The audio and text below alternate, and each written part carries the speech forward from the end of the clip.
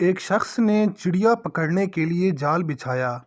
اتفاق سے ایک چڑیا اس میں پھنس گئی اور شکاری نے اسے پکڑ لیا۔ چڑیا نے اس سے کہا، اے انسان، تم نے کئی ہرن، بکرے اور مرغ وغیرہ کھائے ہیں۔ ان چیزوں کے مقابلے میں میری کیا حقیقت ہے؟ ذرا سا گوشت میرے جسم میں ہے، اس سے تمہارا کیا بنے گا؟ تمہارا تو پیٹ بھی نہیں بھرے گا۔ لیکن اگر تم مجھے آزاد کر دو تو میں تمہیں 3 نصیحتیں کروں گی جن پر عمل کرنا تمہارے لیے مفید ہوگا۔ ان میں سے ایک نصیحت تو میں ابھی کروں گی، جبکہ دوسری اس وقت جب تم مجھے چھوڑ دو گے اور میں دیوار پر جا بیٹھوں گی۔ اس کے بعد تیسری اور آخری نصیحت اس وقت کروں گی جب دیوار سے اڑ کر سامنے درخت کی شاخ پر جا کر بیٹھوں گی۔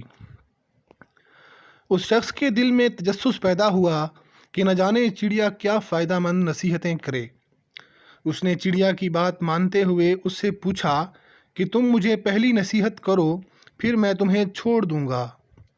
چنانچہ چڑیا نے کہا، میری پہلی نصیحت یہ ہے کہ جو بات کبھی نہیں ہو سکتی اس کا یقین مت کرنا۔ یہ سن کر اس آدمی نے چڑیا کو چھوڑ دیا۔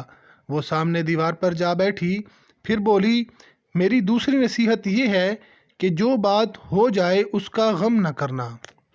اور پھر کہنے لگی، اے بھلے مانس، تم نے مجھے چھوڑ کر بہت بڑی غلطی کی، کیونکہ میرے پیٹ میں پاؤ بھر کا انتہائی نایاب پتھر ہے۔ اگر تم مجھے ذبح کرتے اور میرے پیٹ سے اس موتی کو نکال لیتے تو اس کے فروخت کرنے سے تمہیں اس قدر دولت حاصل ہوتی کہ تمہاری آنے والی کئی نسلوں کے لیے کافی ہوتی، اور تم بہت بڑے رئیس ہو جاتے۔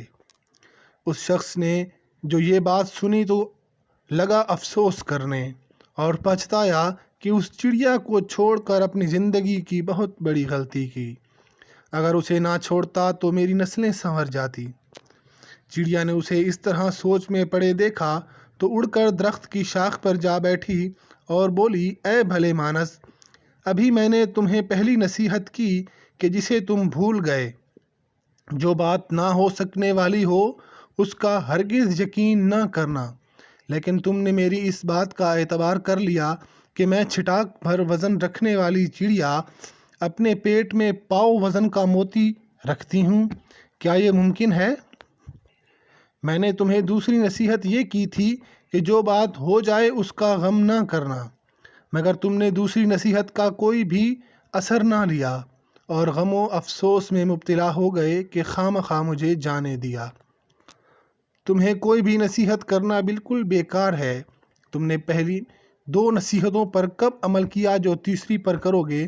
تم نصیحت کے قابل ہی نہیں ہو۔ یہ کہتے ہوئے چڑیا پھر سے اڑی اور ہوا میں پرواز کر گئی۔